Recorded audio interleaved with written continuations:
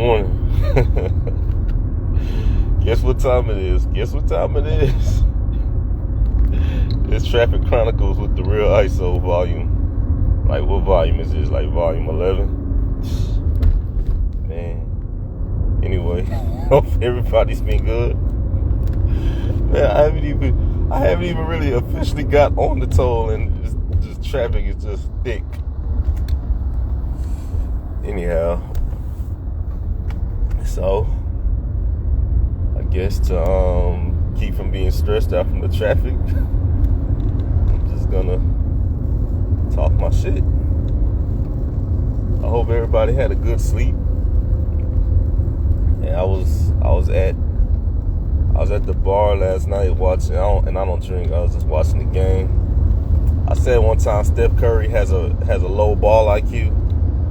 And last night was Exhibit A. Everybody wants to say he's the greatest point guard of all time. I don't have him. I don't have him over Isaiah Thomas. The man has trouble getting to the basket when the game gets tight. And if you play basketball, that's when it counts. When the game is tight and when backsides get tight, you know, that's the player who emerges from all that smoke. That's the top G. And, you know, shooting threes is good, but shooting threes from the half-court line, that's a low percentage shot. I don't care how good of a shooter you are, that is a low percentage shot. And people just give him a pass because he looks cool doing it, but it's not a good shot. That's the bottom line. When you need a basket, you need a high percentage shot, and that's why the Warriors lost in 2016, because the game got tight and they had no isolation players that can get to the bucket, that can get them an easy shot. That stuff that Steph Curry does, you can't count on it when you need it, because it's not a high percentage shot. Anyway, so let me talk about you know, I started doing these lives because, you know, I used to just type, you know, a text on the black screen and just say how I feel about certain things, but I think it's better articulated when I speak it, because I guess I can provide more context. I said one time, I told somebody that somebody was complaining about them not teaching black history in schools, and you know, I don't think the person understood what they were really trying to do. But, you know, that's the wave of the day. Nobody understands anything. People just are reactionary. They just go off of the narrative, the news, and all that. But, you know, they were talking about they're mad because they're trying to ban black history, and I'm just like, they need to. I don't think they should teach black history at all. And there's a couple reasons. The main reason is that they don't tell it honestly. They lie. A half truth and a lie, they're not totally equivalent, but they have the same. They don't even have the same effect. I think a half truth might be worse. Well, hold on. It just depends on how you receive it. But I think they have the same effect at the end of the day. But the reason is this. I'm going to give a story to preface my statement. So one time my nephew came to my house, and he's a little guy. He's like 4 or 5. Oh, he's 5 now, but this is when he was like 3 or 4. Came to my house one time, and he just started picking up things. He said, "What is this? What does it do? What is this? What does it do? What is this? What does it do?" And for a 3 or 4-year-old, I was like, man, that's a good question. What does it do? Functionality. What purpose does it serve?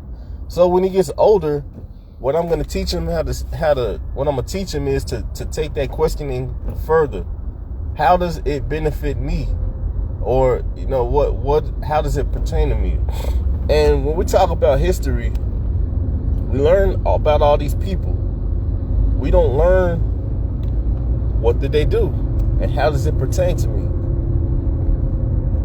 The point of history is to extract the wisdom, and to get the lessons that's in it. That's the whole point of learning history. It's not so you can get some emotional high, some cheap emotional high.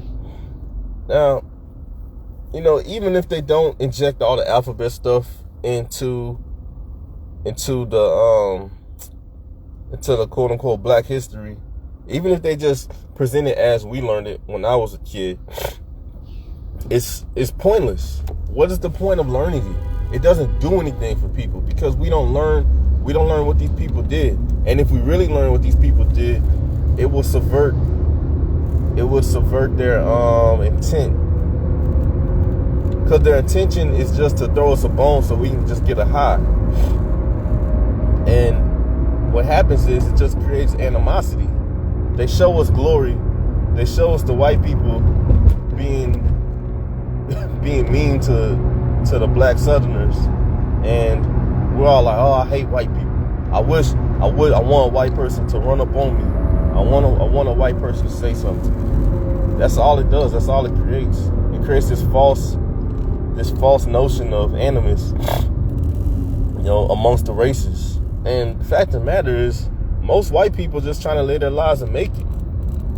Everybody talks about white people have privilege. A lot of one of my best friends, and I don't do the best friend thing. You're either my friend or you're not. But one of my good friends that I grew up with, love him dearly. He's married to a white lady, and he tells me some of the stories about how messed up white people are, about the alcohol problems, about the infidelity, about the constant, I don't know, it's a constant BS.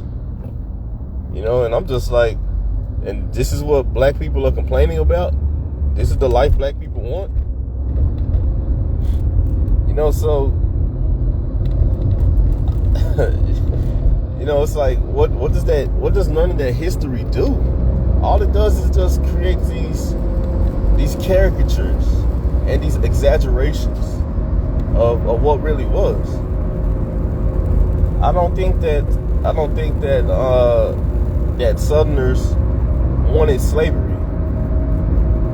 I don't think it was a matter of that. And this is why I say that. If we look at now, the quote-unquote conservatives, and I'm tired of this whole, I guess I can say conservative. The culturally conservative people are against this illegal immigration. And the liberals are all for it. They're just like, just let everybody in. See, the thing is, when you let everybody in, it creates a, I don't know, how did they say, like a caste system, like a pseudo caste system, and at the bottom of the caste system, you have the low level, the low wage workers. And if you have a population that's already struggling to attain that what is it called, man? It's the morning. I'm still trying to wake up. That social mobility or that class mobility. If they're trying to move up in classes, right? And their economic opportunities are being siphoned out to people that will work for lower wages. How do you think they're gonna feel about that? So we don't take this into account when we talk about antebellum. We don't take this into account because the American dream was always ownership, land ownership, entrepreneurship. That's what the original American dream was. You come to this nation and you get it out the mud, and there's no king or no monarchy or no mobs to stop you. You're protected by the letter of the law. That was the whole point of the American dream. That's the original American dream. Entrepreneurship. But you need capital to do that. And if we look back even on slavery, that's why a lot of slaves were able to buy their freedom. So what does that tell you? That tells you that a lot of these people might have gotten paid. But we don't take that into account when we learn history. And the more you go over all this stuff, the more you see how detrimental to the fabric of the nation that the black history that we learned is, because everything is spiritual. When you do it, you know, like, what's more important, the message or the messenger? The message is more important, because the message will outlast the messenger.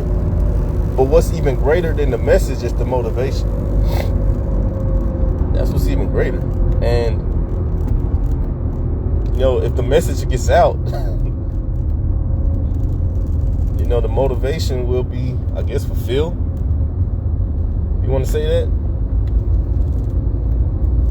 But we learned about Rosa Parks. First time I saw Rosa Parks, I thought she was white. But either way, the question is, what did she do? Well, she didn't give her seat up on the back of the bus. Okay, why is that a big deal? Because it was illegal. Okay, people do illegal stuff all the time. How's that pertinent? Well, it kickstarted the civil rights movement. Oh, okay. Well, if there was injustice, why weren't people fighting for their rights before? Then we learn about Martin Luther King. Who was Martin Luther King? I remember when I was in history class in 7th grade, my teacher, Mr. Brown, he said, what did Martin, he said, this white kid asked, Mr. Brown asked, who is Martin Luther King? And this white kid said, he's the guy that helped free the slaves. that was hilarious. But, all the black kids, we were all up in arms. We were all like, how dare he? And looking back, I was like, well, shit, he has a point. What did he do? What did Martin Luther King do? All Martin Luther King did was he helped usher in communism under the guise of social justice, which is really just communism anyway. It's just communism colored in another color. And all social justice is just alphabet supremacy. That's all it is. So when I say that they need to just abolish history altogether, I think history is something that should be taught.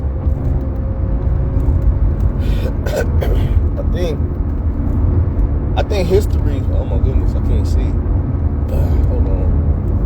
What's in my eye? Okay. I think history is something that should be taught by reading the accounts, the first-hand and second-hand accounts. And I've said this before, the first-hand and second-hand accounts of some of these people, so we can see what they really were thinking and what their real motivation was, and we can analyze and debate, was this a righteous motivation? That's why I think that the history as we know it, do away with that mess, because it doesn't do anything for anybody. We don't even learn the real history. A part of history is just even learning etymology. How words came to be, where they came from, and how they function in the original context. We don't learn that. One of the presidents that fascinates me the most is Andrew Jackson. And you talk about Andrew Jackson, everybody's gonna be like, he was a racist. Well, after 2020, I don't believe nothing anybody says anyway. But one thing Andrew Jackson did do is that he took on the banks. And I think there were assassination attempts on his life. And when the assassin pulled the trigger, the gun jammed. The gun jammed. So, you might say, well, that was just a coincidence. I think it's divine intervention. I think he was a man operating in truth, and God protected him. It trips me out when somebody does something good or truthful. Everybody says, we must protect this person at all costs. You can't protect nobody. You can't. I hate when people say we gotta protect them. We can't even protect our own freedoms. And you talking about you're gonna protect another person? Get out of here.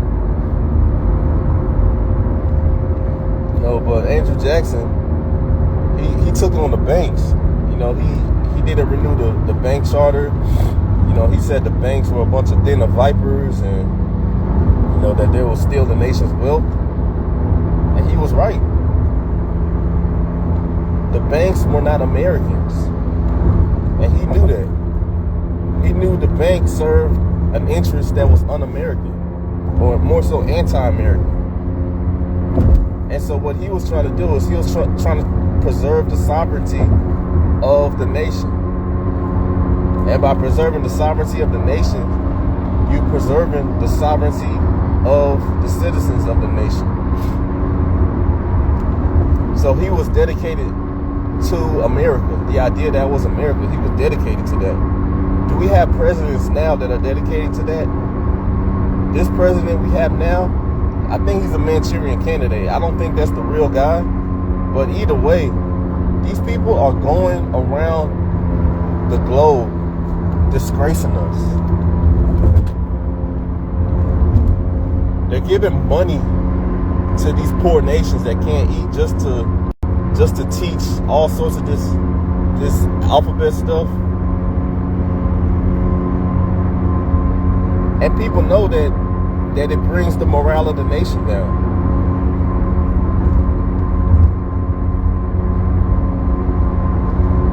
So one of the things about president, he's the chief diplomat.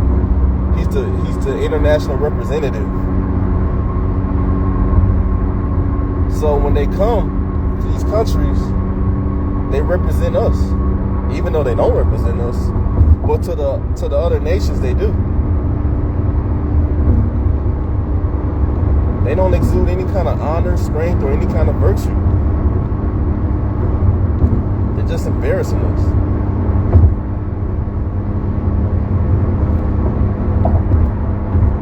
And even if Andrew Jackson was racist, what was his reason? I want to know his reason.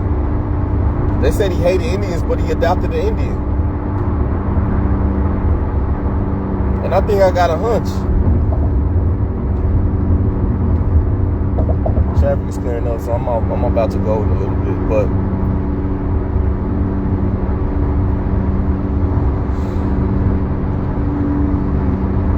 if the Native American way of life was really the way that they described it, that the white man described it, if it was really that way, I see why people had a lot of resentment towards it. Because history is all history is the rising up and falling down of many nations. And when a nation or when a group of people adopt a perverse way, they're going to fall. And I'm going to take it back to the Bible. Because the Bible says righteousness exalts a nation, but sin is a disgrace to anybody. And that's how nations are taken over, because they adopt a perverse way. If it was that, if that culture was that degenerate, I see why they were taken over and conquered. I see why. Am I saying that I agree with this? No, I'm not. That's not what I'm saying. I'm just saying I understand. Anyway, traffic is cleared up, so I'll be on my way. See y'all later.